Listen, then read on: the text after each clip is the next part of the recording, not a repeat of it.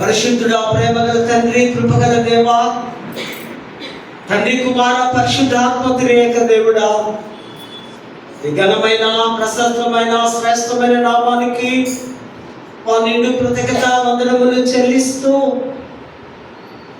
దైవపు వాక్కులోనికి మా ప్రయాణము కొనసాగుతుండగా ఆత్మచేత, శక్తి చేత, బలము చేత నింపి దేవుని వాక్యాన్ని మేము అర్థం చేసుకొని లోతైన విశ్వాసములోనికి ప్రయాణించులాగున సహాయం చేయగలరంటూ యేసు నామమున వేడుకొంచున్నాము తండ్రి, ఆమేన్.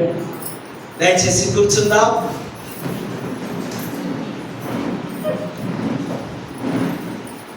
మహాదేవుడు, గణుడు, మహోన్నతుడు, పునరుద్ధారుడైనటువంటి తండ్రి కుమార పరిశుద్ధాత్మ త్రియేక దేవునికి పరిశుద్ధ నామానికి మహిమ కలుగును గాక.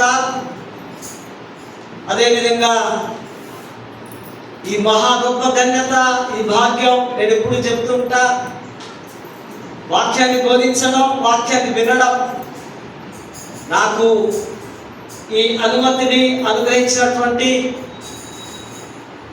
అధ్యక్ష మండలకు, పీఠాధిపతి గారు, మరి the most reverend doctor professor Reuben Mark తండ్రి గారికి, అధ్యక్ష మండలకు vice chairman doctor B Winston అయ్య గారికి, అధ్యక్ష మండలకు చైర్మన్స్, ఆఫీసర్స్, క్లర్జీ, నాయకులకు, ప్రతి సంఘానికి యేసుక్రీస్తు నామములో వారికి అందరికీ శుభములు, దైవాశీస్సులు, నా నిండు వందనములు తెలియపరుస్తూ సిఎస్ఐ శ్రీచే జగదిగుట్ట పక్షముగా, మరి సంఘ పక్షముగా, సంఘ నాయకుల పక్షముగా, దూర ప్రాంతం నుంచి వీక్షిస్తున్నటువంటి కుటుంబీకులు, స్నేహితులు అనేకులకు ఈ ఉదయకాల శుభములు, దైవాశీస్సులు ప్రత్యేకంగా నేను తెలియపరుస్తూ ఉంటున్నాను. క్రీస్తునందు ప్రేమైనటువంటి దైవిక సమూహమా, దేవుని కుటుంబమా, ప్రతి వారం మనకు ఒక ప్రత్యేకతే. అందుకనే ఆదివారాన్ని ఎవ్వరు మిస్ కాకుండా, నాకు సంతోషం, మార్నింగ్ అవర్స్లో చర్చ నిండుతుంది. సెకండ్ సర్వీస్లో కూడా ప్రభు వాక్యం వినడాలని, వాక్యములో లోతుగా వెళ్ళాలని, ఆ గొప్ప విశ్వాసాన్ని నింపుకొని మన జీవిత ప్రయాణం కొనసాగాలని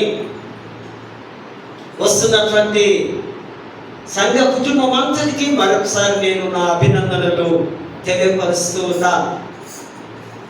ఈ వారం ప్రాముఖ్యమైన అంశం బాప్తిజం, గ్రోత్ ఫ్రమ్ అబోవ్, బాప్తిజము పై నుండి జన్మించుట. చాలా పెద్ద సబ్జెక్ట్, షార్ట్లో చెప్పడానికి వీలు లేదు. అట్లీస్ట్ 40 minutes అది నాకు అసలు సరిపోదు. కానీ మీ కొరకు అర్థమయ్యే రీతిలో త్వరలోనే ముగిస్తాను. బాప్తిజం అన్నది చాలా, it is very spiritual event. ప్రతి క్రైస్తవుడికి బాప్తిజం కావాల్సిందే. Why we are taking baptism? ఎందుకు తీసుకుంటున్నాము అన్నది మనకు అర్థం కావాలి. How we are taking baptism, ఎలా తీసుకోవాలన్నది ప్రక్కన పెడితే ఎందుకు తీసుకోవాలి, మామూలుగా ఎందుకు తీసుకుంటాం, జనరల్గా మాట్లాడుతున్నా. వివాహ టైంలో బాప్తిజం కావాలి, ఆ సర్టిఫికేట్ లేకపోతే అయ్యగారు వివాహాలు నెంబర్ 2. ఏదైనా క్రిస్టియన్ ఆర్గనైజేషన్స్ లేదా కాలేజెస్ లేదా ఎంప్లాయ్మెంట్ కొరకు అప్పుడు వారు బాప్తిజం సర్టిఫికెట్ అడుగుతారు. ఎస్సిటిసి కాలేజీలో అఫ్ కోర్స్ నాకు మొదటి నుంచే బీసీసీ వారు అక్కడ అడిగారు, సర్టిఫికెట్తో పాటు బాప్తిజం సర్టిఫికెట్ కూడా సబ్మిట్ చేయాలి.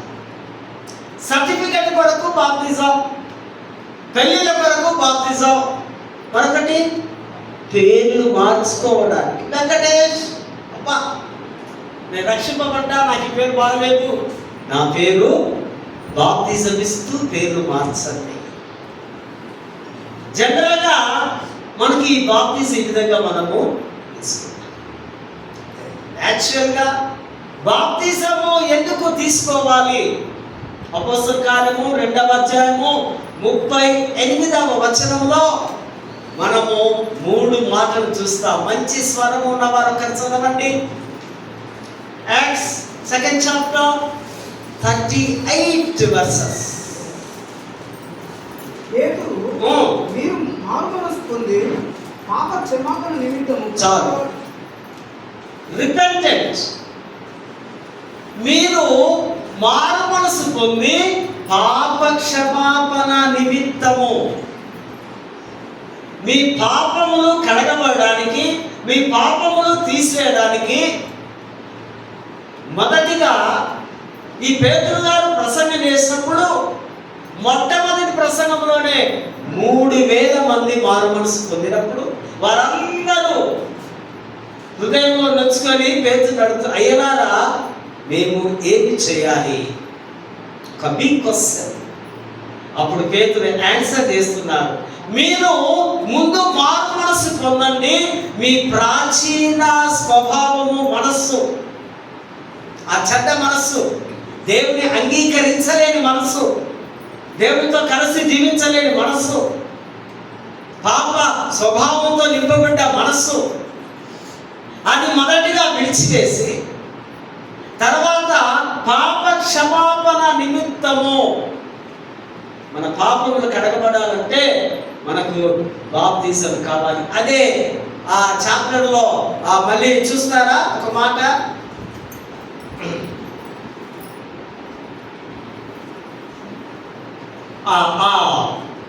అననీయ, అపోస్తల కార్యం 22వ అధ్యాయంలో మనం చూస్తాం. అననీయ సౌలు దగ్గరికి, పౌలు దగ్గరికి వచ్చి, సహోదరుడా నీ పాపములు కడుగుకోవడానికి లేదా బాప్తిజం పొందడానికి ఎందుకు తడవు చేయుచున్నావు? అంటే ఎందుకు నువ్వు ఆలస్యం చేస్తున్నావు?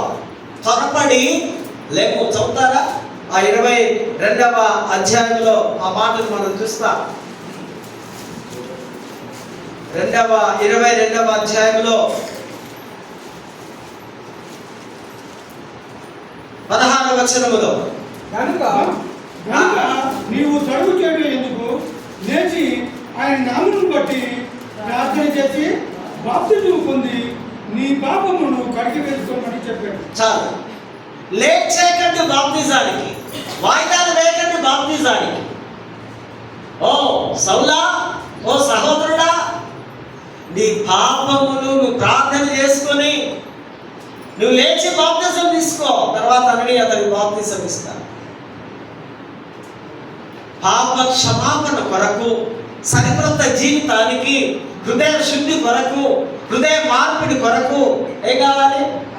బాప్తిజము కావాలి. మార్కు సువార్తను కూడా ఒక మాట చదువుతారా? 16వ అధ్యాయము 15-16 వచనంలో, సర్వలోకములకు వెళ్ళి సర్వ సృష్టికి సువార్తను ప్రకటించండి, నమ్మిన వానికి బాప్తిజం ఇచ్చి రక్షణ. ఇక్కడ మనం చూస్తాం, నమ్మిన వానికి రక్షణట, నమ్మని వానికి ఇంకంతే సంగతులు. క్లియర్గా అర్థమవుతుంది. ప్రభువును నమ్ముతున్నావా, నువ్వు రక్షింపబడతావు. బాప్తిజము నిన్ను రక్షణలోనికి తీసుకొని వస్తుంది. దీన్ని ఆ ఇంకొక వర్డ్లో మనం చూస్తే శిరస్సాస్తము ఆ పేతుల్లో అంటాడు. అంటే ఆ హెల్మెట్ ఆఫ్ సాల్వేషన్. హెల్మెట్ ఉందనుకోండి మనకు, హెల్మెట్ స్టార్టింగ్ నుంచి ఎండింగ్ వరకు మన హెల్మెట్ చేయడానికి వీలు. గమ్యం చేరేంత వరకు హెల్మెట్ ఇవ్వాల్సిందే. హెల్మెట్ మనలను రక్షిస్తుంది. రూల్స్ ప్రకారం, లేదా యాక్సిడెంట్స్ నుంచో మరొకటో ఫైన్ నుంచి. ఈ సాల్వేషన్ ఆఫ్ హెల్మెట్, ఈ శిరస్సుకు ఒక రక్షణగా నమ్మి బాప్తిసం పొందిన వాడు రక్షింపబడును. నెంబర్ 2 పాయింట్ చదవండి. Same chapter, acts 2nd chapter 38 versus. రెండవది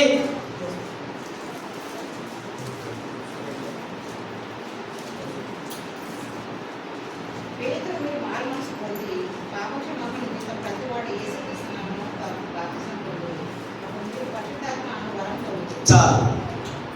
ఇక్కడ ఏం కనిపిస్తుంది మనకు? మా బాప్తిసము పొందిన వారికి దేవుడు ఒక వరం ఇస్తున్నాడు. ఏంటా వరం? పరిశుద్ధాత్మ అనే వరం. పరిశుద్ధాత్మ వరములు వేరు, పరిశుద్ధాత్మ అనువరము వేరు.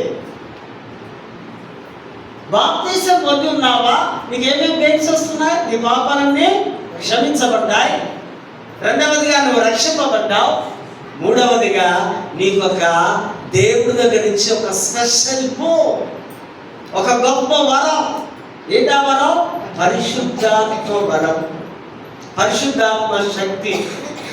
ఈ గ్రీక్ భాషలో న్యూమో, హీబ్రూలో రువాహ్ అంటే ఊపిరి లేదా గాలి. అది నీ మీదికి దిగి వస్తుంది. బాప్తిజము పొందుట ద్వారా కలిగే ప్రయోజనాలను మనం చూస్తున్నాం. గ్రీక్ భాషలో బాప్తిజం అంటే చుట్టి మునగడం, ముంచడం, పూర్తిగా ముంచడం. బాప్తిజాల్లో ప్రాముఖ్యమైనది ముంచడమే. కనుకనే మన లిటర్జికల్ చర్చెస్లో ఇన్ఫాంట్ బాప్తిజాలు, అడల్ట్ బాప్తిజాలు లేదా స్ప్రింక్లింగ్ బాప్తిజాలు ఉన్నాయి. సో మేజర్గా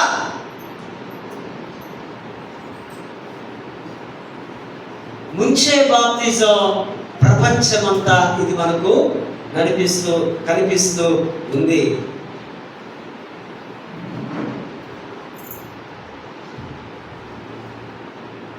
ఈ బాప్తిజాలు ఏ విధంగా, ఎందుకు తీసుకోవాలి గల కారణాలు కూడా మనం చూద్దాం. నెంబర్ 1, పబ్లిక్ కావాలి, ప్రైవేట్ కాదు. నువ్వు యేసు ప్రభువును సొంత రక్షకుడిగా అంగీకరించావు, అది బాగుంది, నీకే తెలుసు, నీ అంతరాత్మలో నువ్వు ఒప్పుకుంటున్నావు. కానీ నువ్వు దాన్ని ఓపెన్ చేయాలి, పబ్లిక్లో పెట్టాలి.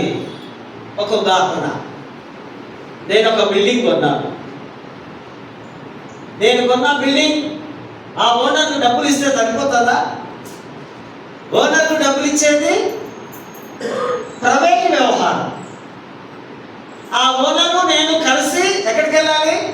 రిజిస్ట్రేషన్ ఆఫీస్కి వెళ్ళి అక్కడ డాక్యుమెంట్స్ నా పేరు మీద ఉంటేనే అది నా. అంటే ఈ బాప్తిజం అన్నది నీవు పబ్లిక్లో సంఘం అందరి ముందు, ఇదిగో నేను పాప క్షమాపణ పొంది యేసు ప్రభువే ఆయన దేవుడు రక్షకుడు నేను నమ్మి నేను ప్రమాణం చేయించున్నాను, ఆయన బోధనలో ఆయన మార్గంలో నేను జీవిస్తానని అందరి ముందు ఒప్పుకోవడం. దీన్ని మనము పబ్లిక్ చేస్తున్నాం. బాప్తిజాలు ఆ విధంగా చేస్తే మనం సేఫ్ జోన్లో ఉంటాం. లేకపోతే ఎక్కడికి వెళ్ళిపోతాం? డేంజరస్ జోన్లోనికి వెళ్ళిపోతాం. ఇది రక్షణకు ఈ బాప్తిజానికి సంబంధాన్ని ఇక్కడ మనం చూస్తాం. ఇది ఒక గిఫ్ట్గా బాప్తిజం. ఇన్ఫాక్ట్ బాప్తిజం గురించి మనం ఆలోచన చేస్తే చర్చ్ హిస్టరీలో, అందుకే నాకు హిస్టరీ నేను ఇష్టపడతాను, అనేక బుక్స్ చదవడం నాకు ఇష్టం. నాకు మరొకటి తెలియదు, నాకు ఎప్పుడు వాక్యం చెప్పుకోవడమే నాకు ఇష్టం. చర్చ్ హిస్టరీలో యూరప్ కంట్రీస్ చాలా చలి ఉంటుంది. ఫస్ట్ అండ్ సెకండ్ సెంచరీలో కార్ల్ బాల్ అనే ఒక పండితుడు ఈ చిన్న పిల్లల యొక్క బాప్తిజాన్ని ఇంట్రొడ్యూస్ చేశాడు ఆయన. అది దగ్గర ఎక్కడ దాకా ఉందంటే 15th సెంచరీ వరకు, అంటే రోమన్ క్యాథలిక్స్ వారి యొక్క పరిపాలన వరకు. తర్వాత మార్టిన్ లూథర్ గారి టైంలో కొంచెం తగ్గిపోయింది. అక్కడ ఇక్కడ మనం కూడా లిటరచికల్ చర్చెస్, సిఎస్ఐ, లూథరన్స్, క్యాథలిక్స్ చిన్నపిల్లలకు బాప్తిజాలు ఇస్తారు. దానికి ఒక ఉంది చెప్తా. ఈ చిన్న బిడ్డలను ఆ తల్లిదండ్రులు అండ్ గాడ్ పేరెంట్స్ వాళ్ళిద్దరూ వీరిద్దరు వచ్చి అయ్యగారి దగ్గరకు వచ్చి వారు చెప్పాలి, వారు ప్రమాణాలు చేయాలి. అక్కడ మేము ఈ చిన్న శిశువుని దేవుని యొక్క దయలో, దేవుని యొక్క భక్తిలో, దేవుని యొక్క మార్గంలో మేము పెంచుతాము కనుక మీరు సిలువ గుర్తు వేసి బాప్తిసం ఇవ్వండి. అది 8th డే జరగాలి. 8వ రోజు. 8వ రోజు ఎందుకు? 8వ రోజు యొక్క స్పెషల్ ఏముంది? సున్నతి. యేసు ప్రభువును యెరూషలేము దేవాలయంలోనికి తీసుకొని ఆ సిస్టమ్ ఈ కార్ల్ బాల్ తీసుకొని వచ్చి చర్చిలో ఇంట్రొడ్యూస్ చేస్తూ ఈ బిడ్డ ఇప్పటి నుంచి సంఘ సభ్యుడు. అందుకే మన సండే స్కూల్ పిల్లలకు కూడా చర్చిలో అధికారం ఉంటుంది, హక్కు ఉంటుంది. కారణం వారు సంఘ సభ్యులు. మరొకటి, నీటి బాప్తిజం ఇస్తే నీరు ఎక్కువగా ఉంటుంది, చిన్న బిడ్డలకు ప్రమాదం అవుతుంది. కనుక ఈ సిలువ గుర్తు ద్వారానే బాప్తిజం అని వారు చెప్పడము జరిగింది. ఇదొక ప్రత్యేకత. రెండవ ప్రత్యేకత, సెయింట్ అగస్టిన్ 4th సెంచరీలో నార్త్ ఆఫ్రికాలో ఉండేవాడు. ఆయన అంటున్నాడు ఇన్ఫాంట్ పిల్లల శిశువుల బాప్తిజాల గురించి. ఆ దేశంలో ప్లేగు వ్యాధి వచ్చింది.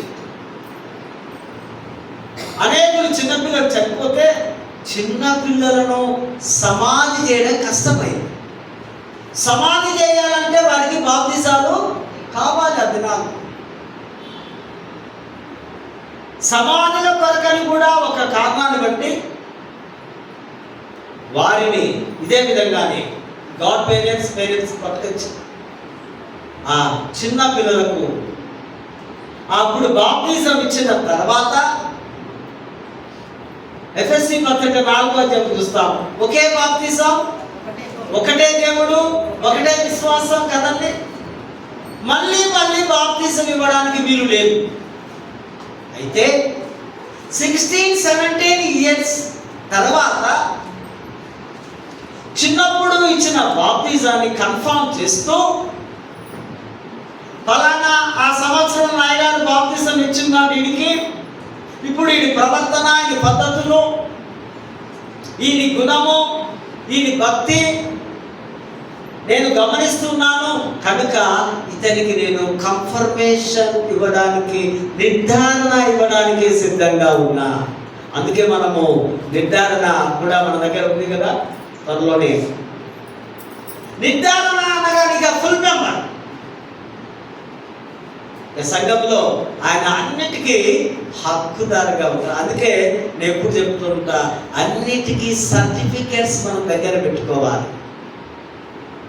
నిర్ధారణ సర్టిఫికెట్ కానివ్వండి, బాప్తిజాల సర్టిఫికెట్ కానివ్వండి. నేను వచ్చిన తర్వాత ఈ బాప్తిజాల సర్టిఫికెట్ ఇవ్వడం మొదలు పెట్టాను. దానికి ఒక రిజిస్టర్ కూడా రాసుకోవాలి మనం. ఈ విధంగా చిన్నపిల్లల యొక్క బాప్తిజాన్ని వారు లోకంలోనికి, మన ప్రపంచంలోనికి తీసుకొని వచ్చున్నారు. తర్వాత బాప్తిజం ఉంటుంది, స్కిప్లింగ్, చిలకరింపు లాంటి. మార్టిన్ లూథర్ గారు 1517లో ఆయన పని సువార్త చేస్తుంటే ఒక ప్రాంతంలో, ఒక సిటీలో కుష్ఠరోగులు యేసు ప్రభుని విశ్వసించి వారు మాకు బాప్తిజం కావాలట. అప్పుడు లూథర్ గారు వచ్చి ఆ సంఘంలో డిస్కస్ చేస్తున్నారు పెద్దలతో, సంఘంతో. ఫలానా వారికి బాప్తిజం అని ఇవ్వాలి. బాప్తిజానికి ఆ దినాల్లో పెద్ద మనకి ఎట్లా అవుతుంది ఆ విధంగా ఉండేది. మన ఆ సంఘ నాయకులు ఊరుకుంటారా? ఏమన్నారు? బాబు ఇక్కడ విని నడవై. వాడు అందు ఉడుకుతే ఎట్టున్నాడు? భయంకరమైన అంత రోగం అది, స్కిన్ డిసీజెస్. మేము ఒప్పుకో. ఒకవేళ నువ్వు ఎక్కడో ఇస్తానా ఒప్పుకో. బాప్తిజాలు సంఘం ఎదుట జరగాలి. ఏం చేస్తాడు పాపం? ఎలా చేస్తాడు అక్కడు అని ఒక ఆలోచన వచ్చింది. అరే ఇదంతా వద్దురా భయ్, దీని మీద నేను తండ్రి కుమార పరిశుద్ధాత్మ త్రియేక దేవుని నామమున అంటూ చిలకరింపు బాప్తిజము ఇంట్రడ్యూస్ అయ్యాయి. మొత్తానికి త్రియేక దేవుని నామమున ఇవ్వడం బాప్తిజం అని మనము గుర్తించవలసిన అవసరత ఉంది. సొంత రక్షకునిగా వారు అంగీకరించాలి. చాలా క్లుప్తంగా ఉంది. రోమిలకు రాసిన పత్రిక 6వ అధ్యాయం 3-4 వచనాల్లో బాప్తిజము నీటిలోనికి మీ పాపములన్నీ సమాధి చేయబడి నీవెప్పుడైతే మునుగుతూ ఉన్నావో అప్పుడు నీవు ఆధ్యాత్మికంగా మృతుడైన వాడివి, నువ్వు చనిపోయావు. ఎప్పుడైతే తిరిగి లేపబడుతున్నావో యేసు ప్రభు వలె పునరుద్ధాన శక్తితో తిరిగి నీవు జీవము పొందుకుంటున్నావు. ఆధ్యాత్మిక మరణము జీవం. బాప్తిజము పొందుకున్న మన పాపములన్నీ సమాధి చేయబడి తిరిగి ప్రభు లేచిన రీతిగా మనము లేస్తూ ఉన్నాం. ఇది ఆధ్యాత్మిక మరణ పునరుద్ధాలకు సంకేతంగా ఉంది. పాపాన్ని నీళ్ళల్లో సమాధి చేయడం, ఇక ఎన్నటికీ మళ్ళీ పాపము చేయను, ఇది నా సమాధి అని మీకు చెప్పడం బాప్తిజంగా ఇక్కడ గుర్తు ఉంది. చూస్తూ ఉన్నాం. ఒక నూతన సృష్టిగా మారడం. Historical perspective and theological perspective. చరిత్రపరమైనటువంటి యొక్క దృక్పథం, వేదాంతపరమైనటువంటి దృక్పథం. చరిత్రపరమైన చూద్దాం. ఓల్డ్ టెస్టిమెంట్లో మనం చూస్తాం. నిర్గమాకాండం, లేవ్యకాండంలో ఈ మతపరమైనటువంటి సంస్కారం, ఈ సంస్కారం మతం చుట్టూ ఉంది. మీరు చూడండి, ఒకప్పుడు మన దేశంలో కూడా దేవాలయం ఉంటే ఆ ప్రక్కన ఏముంటుంది? ఒక బావి కానీ, ఒక నది కానీ, ఒక నీరు కానీ, కాలువ కానీ. కారణం అక్కడ శుద్ధి చేసుకొని లోపలికి రావాలి. యూదుల ఆచారము శుద్ధీకరణ వెరీ వెరీ వెరీ ఇంపార్టెన్స్. శుద్ధి లేకుండా వారి దేవాలయంలోకి కూడా రావడానికి వీలు లేదు. ఆ డోర్, ద చర్చ్ డోర్, ఆ డోర్లోకి నువ్వు ఎంటర్ అవుతున్నావంటే నీవు శుద్ధుడవైతేనే లోపలికి రావాలి. ఇది మనము నిర్గమాకాండం 30 అధ్యాయం 15-21లో మనం చూస్తాం. మతపరంగా తమ్మును తాము పవిత్రపరచుకోవడం. ఒకవేళ ఏదైనా శవాన్ని ఒకరిని ముట్టి వస్తే డైరెక్ట్గా నువ్వు లోపలికి రావడానికి వీలు లేదు. నీ శరీరము నీవు మలినమైపోతావు కనుక నీటితో నీవు శుద్ధి చేసుకోవాలి. థియలాజికల్ ప్రాస్పెక్టివ్స్లో మనం చూస్తే బాప్తిజం తీసుకునే ముందు పశ్చాత్తాపడుతూ, చింత పడుతూ, హృదయ వేదన కలుగుతూ, ప్రభువా నేను మహా పాపిని, మహా దుర్మార్గుడను, నా హృదయ వేదన భారము భరించరానిది, నన్ను దయతో శుద్ధినిగా చేయవా అంటూ పాప పరివర్తన లోపట కలగాలి. దాన్ని ఇక్కడ మనము చూస్తూ ఉంటున్నాం. అదేవిధంగా బైబిల్ లెసన్స్లోకి మనం వెళ్ళినట్లయితే ఆదికాండం ఒక గొప్ప వ్యక్తిని ఇక్కడ మనం చూస్తాం. సరికొత్త, ఇది నూతన సృష్టి. పాత సృష్టి అంతా పాపముతో నిండిన సృష్టిని అంతా దేవుడు నాశనం చేస్తున్నాడు. 5వ అధ్యాయంలో నోవాహు ఒక న్యూ జనరేషన్, సరికొత్త సంతాన ఆరంభం ఇక్కడ మనం చూస్తాం. దేవుడే ఆయనకు ఒక ఓడ కల్పిస్తున్నాడు. ఆ ఓడలో నీకు రక్షణ ఉంది, ఓడ నువ్వే తయారు చేసుకోవాలి, నీవు ఈ కీలు ఇదంతా మూసుకుంటూ వాటర్ రాకుండా మంచిగా డిజైన్ చేయండి. కొన్ని సంవత్సరాలు టైం పడుతుంది. చుట్టుపక్కల వారందరూ అడగవచ్చు, బహుశా ఏం చేస్తున్నాడు నోవాహు అంటే, అయ్యా ఇదిగో యెహోవా దేవుడు ఈ విధంగా చెప్తున్నాడు, నీ కుటుంబాన్ని రక్షిస్తానని. మీరు కూడా ఆయన విశ్వసిస్తే, నమ్మితే లోపలికి వస్తారు, ఆ ఓడలోనికి, ఆ సేఫ్ జోన్లోనికి వస్తారు అని బహుశా సువార్త చెప్తున్నాడేమో. ఎవరు కూడా వినలే. మనం కూడా కొన్నిసార్లు వినలేని పరిస్థితుల్లో మనం కూడా ఉంటాం. ఆయన మాటలు వినలేదు, పైగా అతను ఎవరు ఇష్టపడలేదు. నోవాహు అంటే అర్థం విశ్రాంతి, దేవుడితో నడిచిన వాడు, దేవుడికి లోబడిన వాడు. అంతా బాగుంది. 40 days హెవీ రైన్, ఎంత భరించరానిదంటే రాత్రి పగళ్ళు కుండపోత లాంటి వర్షంతో ఉంది. సృష్టి అంతా, తాను చేసిన అనేక దేశాలు మనుషులందరూ కూడా చనిపోయారు. నోవాహును దేవుడు ప్రేమించి ఓడ, ఈ రక్షణ ఓడ అనే యేసులోనికి, నీవు నేను యేసు అనే ఓడలోనికి వస్తే మనకేముంది? రక్షణ ఉంది, బ్రతుకుతాం. సింపుల్, మన లాంగ్వేజ్. మనం బ్రతకాలంటే ఆ ఓడలో దాక్కవలసిందే. ఇప్పుడు కూడా మనం చూస్తున్నాం కదా, ఆ వర్షాలు ఎక్కడెక్కడో కొట్టుకుపోవడం, ఇల్లు, అనేకమైనటువంటి జంతువులు, పక్షులు, రకరకాలుగా అన్ని ఓడలు ఉన్నాయి.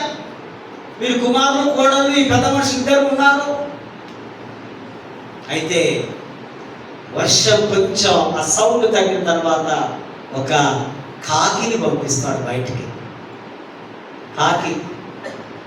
కాకి బయటికి వెళ్ళింది, మళ్ళీ తిరిగి రాలేదు. ఎందుకు? కాకి అపవిత్రమైనటువంటి పక్షి. ధర్మశాస్త్రంలో లేవ్యాకాండంలో మోసే చెప్తారు. ఎందుకు అపవిత్రమైంది కాకి?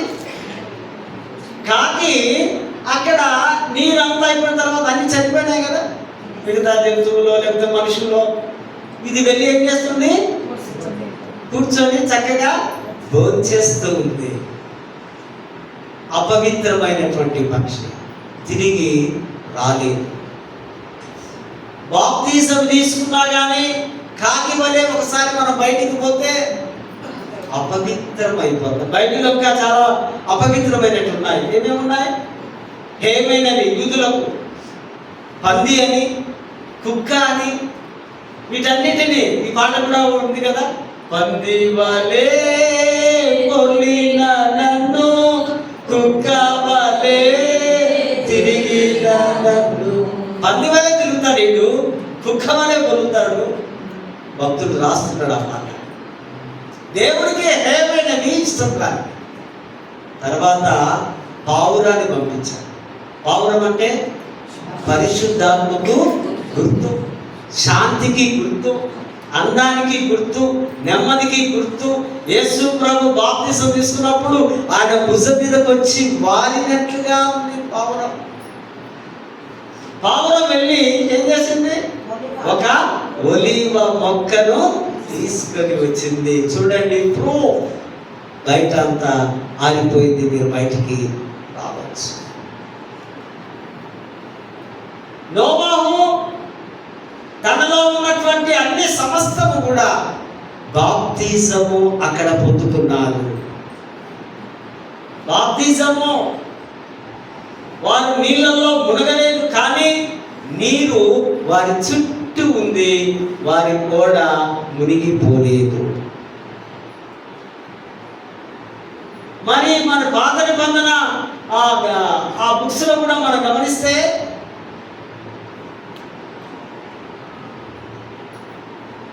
ఎర్ర సముద్రం గుర్తుకొస్తుంది కదా మనకు. ఎర్ర సముద్రంలో ఒక అద్భుతం చేస్తున్నాడు దేవుడు. ఆ సముద్రాన్ని రెండు పాలుగా, నీళ్ళన్నీ సైడ్ అట్లా మన విండోస్ లాగా ఉన్నాయి, ఇట్లా టచ్ చేసుకుంటా పోవచ్చు నీటిని. వాళ్ళు బహుశా ఆ విధంగా ఇజ్రాయెల్ ప్రజలు వెళ్ళారేమో. వాస్తవంగా బాప్తిసం ఇక్కడ ఎవరు పొందుకున్నారు? ఫరో రాజు యొక్క సైన్యం. మునిగిండ్రు, ఏమైనా మునిగి అంతే. బాప్తిసం తీసుకున్న మరుక్షణంలోనే వాళ్ళు చనిపోయినారు. ఇక్కడ బాప్తిజం జస్ట్ ప్రక్కనే ఉంది. నీరు వారికి టచ్ కాలేదు, కానీ ఆ ఎర్ర సముద్రం గుండా వారు ప్రయాణం అయిపోయి మేఘముల కింద వారు బాప్తిసము పొందిరి అని రాయబడింది దేవుని వాక్యం. ప్రేమైన వారు, ఈ పై నుండి వచ్చినటువంటి ఈ బాప్తిసం అనే ఈ యొక్క సాక్రమెంట్ ఈ ఆది కాండంలో మనము చూస్తూ ఉంటూ ఉన్నాం.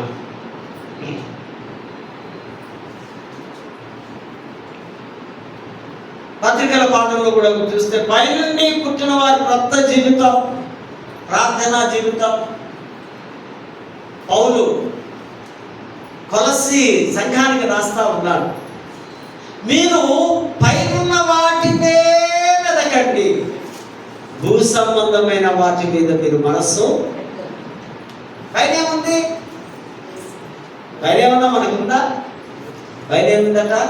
దేవుని యొక్క మహిమ ఉంది, దేవుని సింహాసనం ఉంది, దేవుని దూతలు ఉన్నారు, పరిశుద్ధత ఉంది, సాక్షాత్తు దేవుని మనస్సు ఉంది, దేవుని యొక్క కృప ఉంది, దేవుని యొక్క ప్రేమ ఉంది. ఇవన్నీ మనం పైన చూస్తూ పొందుకుంటూ ఉండాలి రోజు. నీ తల కిందికేసి ఇట్లా చూసినామనుకో భూమిని, భూ సంబంధమైన. భూ సంబంధం అంటే ఏం కనిపిస్తాయి? లోకము, లోకాశ, కోపము, ఈర్ష, ద్వేష, పగ. ఇవన్నీ ఎవరు కావాలి? బాప్తిసము పొందని వారికి. బాప్తిసము పొందుకొని క్రీస్తు రక్తంలో ఎవరైతే కడగబడతాడో, నీవు నీటిలో సమాధి చేయబడ్డావు, యేసు సిలువలో సమాధి చేయబడ్డాడు. సిలువలో ఆయన ప్రాణం పోయింది, ఇక్కడ ఆత్మీయంగా నీటిలో మన ప్రాణం ఇక్కడ మునుగగానే పోవాలి. పైనున్న వాటి మీదనే మీ మనస్సు ఉంచాలి. తర్వాత మీ జీవము క్రీస్తుతో కూడా దాచబడి ఉంది. భక్తులు చనిపోతే వారి జీవం ఎక్కడ ఉండాలి? దేవుడి దగ్గర సేఫ్ జోన్లో ఉందట, భద్రపరచబడి ఉంది, దాచబడి ఉంది. మనం ఈ లోకం విడిచిపెట్టిపోతే దేవుడు మన జీవాన్ని ఒక ప్లేస్లో భద్రపరుస్తాడు. దానికి మనం పోరాటం చేయాలి. దాన్ని అందుకోవడానికి అటువంటి జీవితం వరకు ప్రయాసపడాలి. బైబిల్ నెవర్ సేస్ లైస్.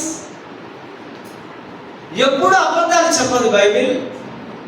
ఇందులో రాయబడి ఉంది, ఏముంది? గ్లోరీ.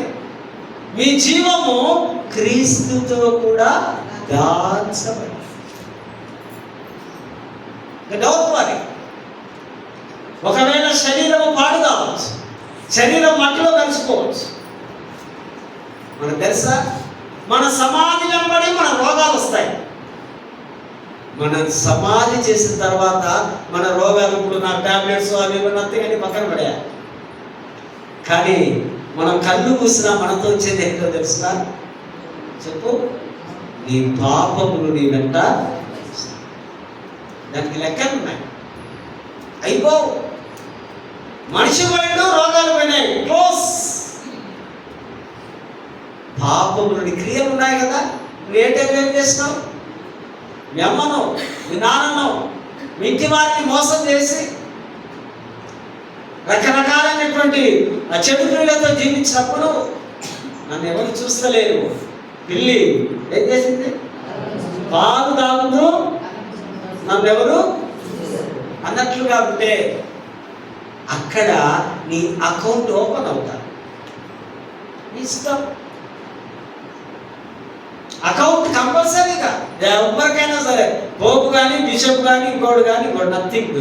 మానవుడిగా శరీరం ధరించుకుని లోకానికి వచ్చిన వాడికి అందరికీ అకౌంట్ ఉంది. నీ పాపము నీ వెంబడే. నువ్వు బ్రతికినప్పుడు వస్తుంది, నువ్వు చనిపోయినప్పుడు కూడా అది కంటిన్యూషన్. ఆ పాపము సమాధి చేయబడాలంటే నీవు సరిక్రొత్త జీవితం పైనుండి నువ్వు క్రొత్త జీవితం.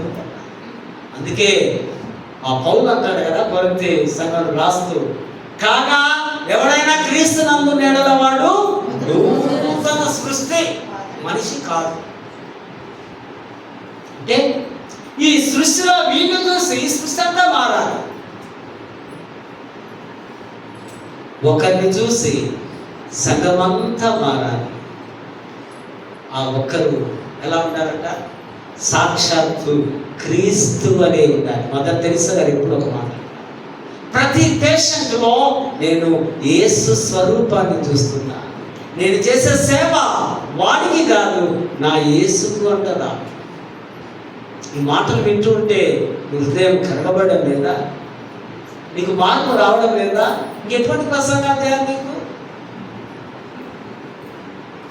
నీ జీవము యుగయుగములు క్షేమంగా సేఫ్టీగా ఉండాలంటే పైనున్న వాటినే నీ కొత్త జీవితాన్ని ఆరంభించాలి. భూసంబంధం అంతా విగ్రహారాధనతో, శోధనలతో, పాపముతో, దేశముతో ఉంది.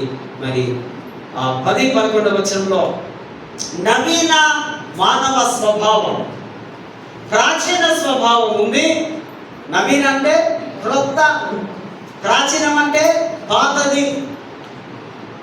పాత రవికుమారయ్య గారు కాదు, దేవ రవికుమారయ్య గారు క్రొత్త నవీన స్వభావం. క్యాసిక్ ఏ విధంగా ధరించుకున్నారో యేసును కూడా ఆ విధంగా ధరించుకోవాలి.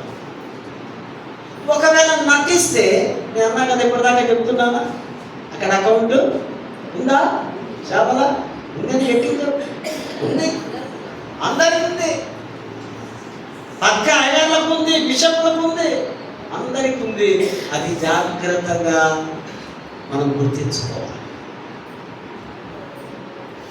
నవీన స్వభావాన్ని ధరించుకో అని పౌలు తేటగా ఆ సంఘానికి రాస్తావు. ఆ సంఘ సభ్యులందరూ ఆ మాటలు విని ప్రభులో మరి పరిపూర్ణమైనటువంటి వ్యక్తులుగా ఉన్నట్టుగా లేఖన భాగాలు మనం చూస్తున్నాం. మరి ఆ సువార్తల పాఠంలో కూడా మనం గమనిస్తే యోహాను సువార్తలో ఈ కథ ఇదంతా మనకు తెలుసు, చాలాసార్లు విన్నాం కదా. ఎవరైనా నికోదేము అనేటువంటి ఒక పరిశ్రయుడు, చాలా ఇంటెలిజెంట్ ఆయన, ధర్మశాస్త్రం బాగా క్షుణ్ణంగా తెలుసు. అన్ని తెలిసిన వాడు వారి యొక్క ఆ టీంకు లేదా బృందానికి భయపడి యేసు ప్రభు దగ్గరికి ఎప్పుడు వస్తున్నాడు? రాత్రిపూట సంభాషించడానికి. పక్కనైతే చూస్తారు కదా, చూస్తూ ఈయనను కూడా ఏమంటారో ఏమని వాడి దగ్గర పోవడం ఏంది. అప్పటికే యేసు మీద ఫుల్గా ఉన్నారు వాళ్ళందరూ. ఎప్పుడు దొరుకుతుందా? సిలువ ఎక్కిద్దామా, కథ పట్టిద్దామా?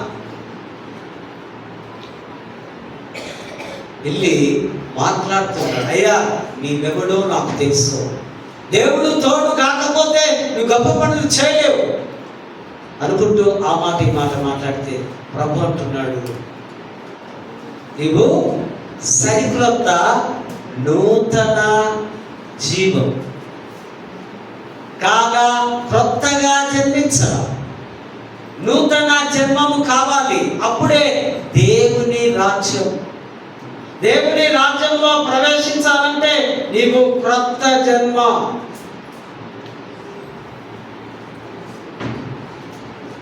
అనగా ఆయనకి అర్థం కాలేదు. ఈయన ఎంతో పండితుడు, జ్ఞానవంతుడే, కానీ యేసు బోధలు ఈయనకు అర్థం కాదు. తిరిగి మళ్ళీ ఎట్లా జన్మిస్తా? నేనేమో 7 feet ఉన్నా, 100 kilos ఉన్నా, గొప్పగా ఉన్నా, నేను మళ్ళీ తిరిగి తల్లి గర్భంలో పోవడం సాధ్యమా? యేసు ప్రభు మాటలు క్రొత్త జన్మ అంటే ఆయనకు అర్థము కాలేదు. అప్పుడు అంటాడు, ఒకడు నీటి మూలముగా, ఆత్మ మూలముగా, బాప్తిసము ద్వారానే. నీ జీవితం క్రొత్తగా ఉండాలంటే బాప్తిసం అనే స్పిరిచువల్ ఈవెంట్ ద్వారానే నీవు నా దగ్గరికి రావాలి. గాలిని చూడండి, గాలి మన కంటికి కనిపిస్తుందా? ఈ ఫ్యాన్ ద్వారా గాలిని పొందుకుంటున్నాం, చూడగలుగుతున్నామా?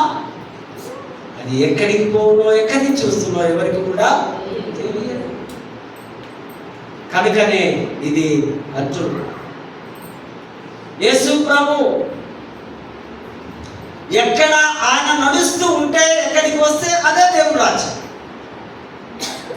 దేవుని రాజ్యం చేరాలంటే యేసులో నీవు అడుగులో అడుగు వేసి జీవించాలని ఇక్కడ ఆ నికోదేము పండితుడితో చెప్తున్నట్టుగా అక్కడ మనం చూస్తాం. తిరిగి జన్మించుట ఇది ఎంతో ప్రాముఖ్యమైన కింగ్డమ్, దేవుని రాజ్యం. ఓరియన్ అనే ఒక పండితుడు ఆ మాట చెప్తాడు. ఔటో బసలియో అంటే గ్రీకులో నడుస్తున్న దేవుని రాజ్యం. దేవుడు ఎక్కడెక్కడ నడుస్తున్నాడు? బెత్లెహేము నుంచి నజరేతుకు కదా, నజరేతు నుంచి ఐగుప్తుకు, ఐగుప్తు నుంచి సమరయ, రకరకాల అన్ని ప్రాంతములు ఆయన ఆ ప్రతి ప్రాంతం వెళుతూ ఉన్నప్పుడు అక్కడంతా దేవుని రాజ్యము వస్తూ ఉంది. బసలియో, the kingdom of God, kingdom of Jesus. Yesu ప్రభు దేవుని రాజ్యం, ఆయన మన మధ్యలో ఉన్నాడు, మన గుడిలో ఉన్నాడు, మనలో ఉన్నాడు. ఆ మాట ఆయన చెప్తూ ఉంటున్నాడు. దేవుని రాజ్యం అనగా యేసు వారి యొక్క రాజ్యం. ఇది ఎంతో ఈ భూలోకంలో వచ్చినప్పుడు ఎంతో మర్మముతో కూడినది. ఆయన 1000 ఏళ్ల పరిపాలన కూడా ఉంది కదా. ఒకవేళ ఇప్పుడు వస్తే ఆయన పరిపాలనలో మనం అందరము ఆర్మీ ఆఫీసర్స్ కూడా విశ్వాసంగా ఆయన చుట్టూ ఉంటాం. ఆయన పరిపాలనలో మనమందరము భాగస్వాములు ఉంటాం. ఇదే పైనుండి వస్తున్నటువంటి నూతన జన్మ. భౌతిక జన్మలో తల్లి శ్రమ ద్వారా ఒక బిడ్డను జన్మించిన రీతిగా యోహాను యేసును అంగీకరించిన వారందరూ కూడా సిలువ శ్రమల ద్వారా వారు నూతన జన్మను పొందగలరు. తల్లి ప్రసవ వేదనలో పడుతుంది కదా, హ్యాపీగా డెలివరీ అవుతుందా? తెలుస్తారు కదా, మీకు డెలివరీ అవుతుంది. ఈ పురుషులకు రొట్టెలకు ఏం తెలియదు. ఈ స్త్రీలు ఆ కన్నప్పుడు ప్రసవ వేద శ్రమల ద్వారా, అనగా యేసు యొక్క ఆ సిలువ శ్రమ ద్వారా విశ్వాసి నూతన వ్యక్తిగా మార్చబడ్డాడు. యేసుక్రీస్తును అంగీకరించిన వారందరూ కూడా బాప్తిసం అనేది క్రీస్తులో ఒక నూతన సృష్టిగా, పైనుండి పుట్టిన వ్యక్తిగా జీవించే ఒక పిలుపు. ఈ పిలుపులో మనమందరము కూడా భాగస్వామ్యులు కావలసిన అవసరం ఉంది. ప్రేమైనటువంటి వాళ్ళ